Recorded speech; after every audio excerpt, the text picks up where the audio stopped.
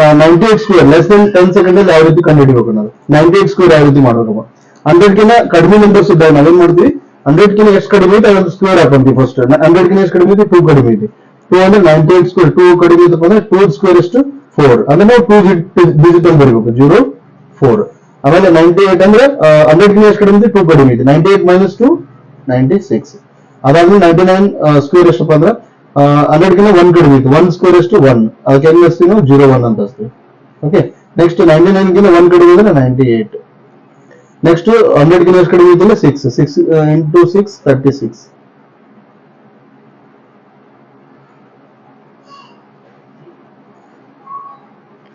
ಅದಾದ್ಮೇಲೆ 100 ಕಿಂತ 6 ಕಡಿಮೆ ಅಂದ್ರೆ 94 minus 6 88 ನೆಕ್ಸ್ಟ್ 92 100 ಕಿಂತ ಎಷ್ಟು ಕಡಿಮೆ ಐತಿ 8 ಕಡಿಮೆ ಐತಿ 8 ಸ್ಕ್ವೇರ್ 64 92 minus 8